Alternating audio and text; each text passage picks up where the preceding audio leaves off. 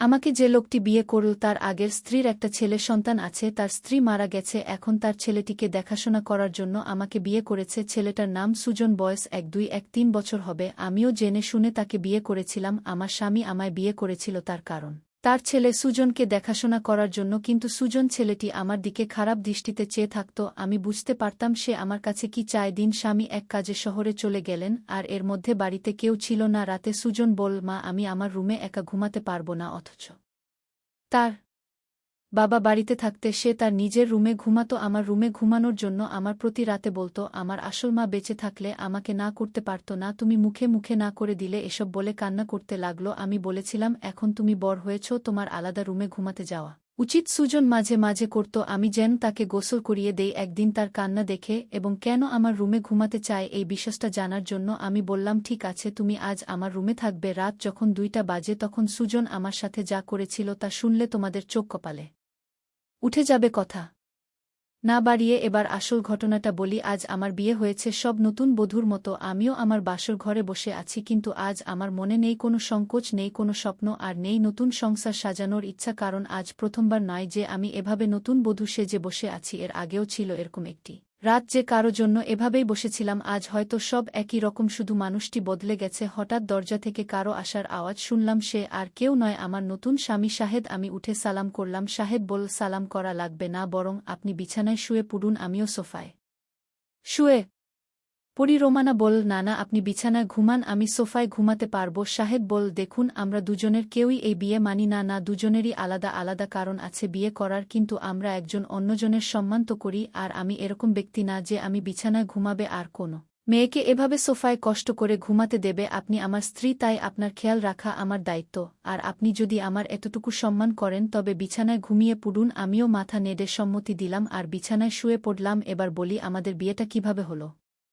Mister Shahed Chowdhury শহরে অনেক বড় একজন ব্যবসায়ী। আমাদের বিয়েটা পরিবারের সম্মতিতেই হয়েছে, বলতে গেলে পরিবারের জন্যই হয়েছে। অবশ্য আমাদেরও অসম্মতি ছিল না। আজ আমরা দুজনে এক পবিত্র বন্ধনে আবদ্ধ, কিন্তু বন্ধন এ কোনো মনের জায়গা নেই, কারণ আমাদের দুজনের মনেই যে অন্য কারো নাম আগে থেকেই লেখা, মানে দুজনের মনেই অন্য কারো মায়ায় জড়িত, অন্য কারো কাছে আমাদের মন বন্ধক রয়েছে। ভাবতেই চোখ দিয়ে এক ফোঁটা জল বয়ে গেল। বিয়েটা দুজনেই করেছি, কিন্তু এই বিয়েতে কোনো ভালোবাসা নেই, শুধু রয়েছে দায়িত্ব। তা নিয়ে আমাদের বিয়ের আগেই চুক্তি হয় এ ছিল, উনি আমার দায়িত্ব নেবে আর আমি উনার পরিবারের আর উনার ছেলের। হ্যাঁ, উনারই ছেলে সুজন, উনার কেয়া আপুর ছেলে। কেয়া আপুকে তাই তো ভাবছেন। শাহেদের প্রথম স্ত্রী তিনি এখন আর এই পৃথিবীতে নেই। 3 বছর আগে ইহকাল থেকে পরকালে প্রস্থান করেছে। বিয়ের আগে তার ছবি দেখে জানতে পারলাম সে আর আমি একই ভার্সিটিতে ছিলাম। শাহেদও তার আমার সিনিয়র ছিল। শাহেদের সাথে কখনো দেখা না হলেও কিয়া আপুর সাথে প্রায়ই দেখা হতো। সুরি দেখা বললে ভুল হবে, ঝগড়া হতো বলে উনি আমাকে তেমন একটা দেখতে পারতেন না। এর কারণও আছে, আমি অনেক দুষ্ট প্রকৃতির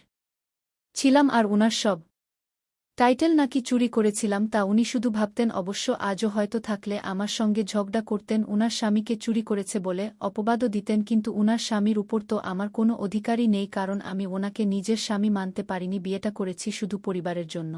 সুজন এখন 1-2 বছরের ছেলে, ক্লাস 5-এ পড়ে। দেখতে একদম তার বাবার মতো, যেমন সুন্দর তেমনি মায়াবী দেখতে। বিশেষ করে তার চোখ দুটি। শাহেদের ভাবি থেকে শুনেছি শাহেদের চোখে নাকি অনেক মায়া, কিন্তু কখনো তাকাইনি, কারণ এখন আর কারো মায়া পড়তে চাই না। একবার পরে অনেক কেঁদেছি, আর কাদার ইচ্ছা নেই, আর না কষ্ট সহ্য করার ক্ষমতা আছে থাকে। এসব বাদ দিয়ে এখন ঘুমিয়ে পড়ি। ঘুম থেকে উঠলাম, সকালের আলো যখন চোখে এসে পড়ল, উঠে দেখি শাহেদ এখনও ঘুমোচ্ছে, কিন্তু জানালা থেকে আসা আলো তার ঘুমে ব্যাঘাত হচ্ছে, তাই পর্দা বন্ধ করে দিয়ে বাইরে চলে আসলাম। এসে দেখি আমার শাশুড়ি মা আর ভাবি আগে থেকেই উঠেছে। আরে বৌমা, তুমি এত সকালে কেন? রোমানা বল, আসলে মা ঘুম ভেঙে গিয়েছিল তাই। ভাবি তা ঠিক আছে, কিন্তু আমাদের নতুন বউ, কোনো সাজগোজ নেই, নেই কোনো গহনা। ভাবি আসলে আমি সাজগোজ পছন্দ করি না। ভাবি বল, জানি, তাই তো গতকাল নিজের বিয়েতেও শাস্তিতে দেখিনি। মা বল, বিয়েটা কি তেমন ভাবে হয়েছে নাকি তোর দেবরের জন্য কিছুই করতে পারলাম না? ভাবি বল, থাক মা, বাদ দেন, আমাদের নতুন বউ তো এমনিতেই চাঁদের টুকরো, ওর সাজা বোঝা লাগবে না। ভাবি, আমি বুঝি সুন্দর না? মুখ গোমরা করে মা বল, তুইও খুবই সুন্দর, কিন্তু মা জানো, আমি ছেলে হলে ঠিকই আমার দুই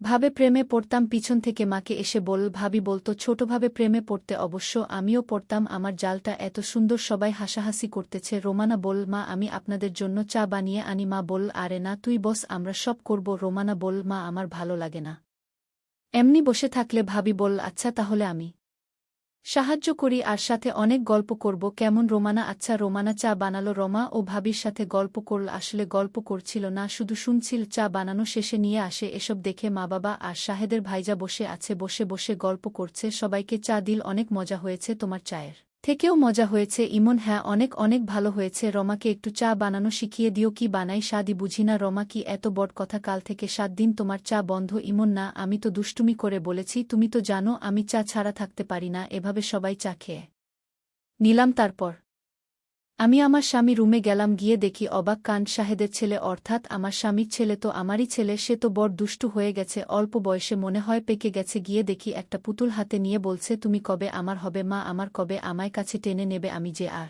থাকতে পারছি না মা। আমি অবাক হয়ে তার কথাগুলো শুনতে পেলাম। কোনো মাকে সে চায়, আর মায়ের কাছে তার কিসের চাওয়া? আর তার মা তো বেঁচে নেই। তাহলে আমাকে নিয়ে কিছু বলছে নাকি? এত ছোট ছেলে এই বয়সে পেকে গেছে, কি বলছে কিছুই বুঝতে পারছি না। কিছুদিন পর আমার স্বামী ব্যবসার কাছে বাইরে গেলেন কিছুদিনের জন্য। সুজন ছেলেটি আমার দিকে সবসময় এক অদ্ভুত দৃষ্টিতে তাকিয়ে থাকে, মনে হয় তার চোখের ভিতর হাজারো পিপাসা। আমি হঠাৎ জিজ্ঞেস করলাম, এই সুজন, তুমি এভাবে আমার দিকে তাকিয়ে কি দেখছ?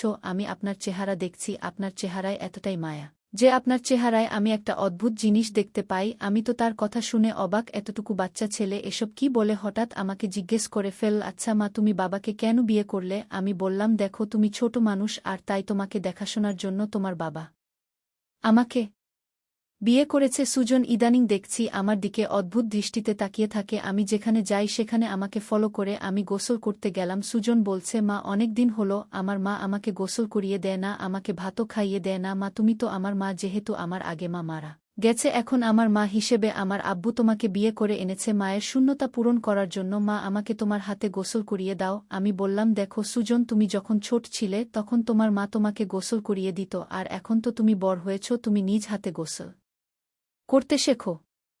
তাই এখন আর আমি তোমাকে কিভাবে গোসল করিয়ে দেই তুমি নিজেই করতে পারবে। বাবা থাক, মা পর কখনো মা হয় না। আমি বুঝতে পারলাম আমাকে তোমার কোনো হেল্প করতে হবে না। এই বলে সুজন চলে গেল। আমি চিন্তা করলাম, আমার কি কোথাও ভুল হয়েছে? আমি তো এখন তার মা, আর তাই মা হিসেবে আমার কর্তব্য পালন করা উচিত ছিল। কিন্তু সুজন তো তার বাবা বাড়িতে থাকাকালীন আমার হাতে গোসল করতে চাইত না। আজ বাড়িতে তার বাবা নেই, আসলে কারণটা কি, বিষয়টা আমি কিছুই বুঝতে পারছি না। এসব ভাবতে ভাবতে রাতের রান্না শেষ করে আমার রুমে গিয়ে সুজনকে ডাক দিলাম। গিয়েও দেখি আমার একটা ছবি হাতে নিয়ে ছবিটির সাথে কি যেন বলছে, আর ছবির সাথে এক অদ্ভুত আচরণ করছে, আর বলছে, আমার মনের আশাটুকু কবে পূরণ হবে মা? সুজন চোখের পানি ছেড়ে কান্না করছে আর বলছে। আমি ডাক দিলাম, সুজন, তুমি কান্না করছো কেন? তোমার কি হয়েছে? কিছু হয়নি মা, আমি আসছি, তুমি যাও। আমি এক গভীর চিন্তায় পড়ে গেলাম। সুজন আমার কাছে কি চায়? তার দৃষ্টিভূমি আমার কাছে স্বাভাবিক মনে হচ্ছে না। সুজন খেতে বসল আর তার মাকে বলতে লাগল, মা, আজ রাতে আমি তোমার রুমে ঘুমাবো। আমার ওই রুমে একা একা ঘুমাতে ভয় লাগে। আমি বললাম, সুজন, তুমি এখন বড় হয়েছ,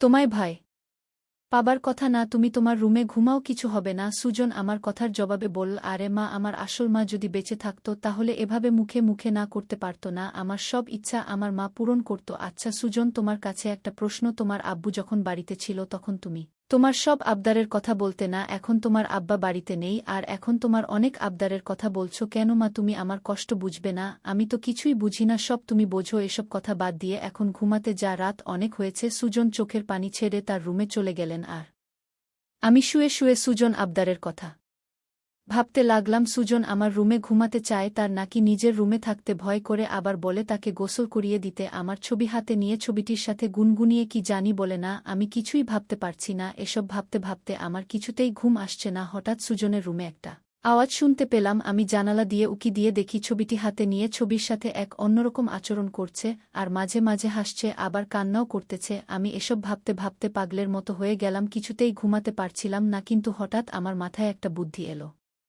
আসলে সুজন আমার কাছে কি চায় তাই আমার জানতে হবে। তাই আমি সিদ্ধান্ত নিলাম আমি আমার রুমে তাকে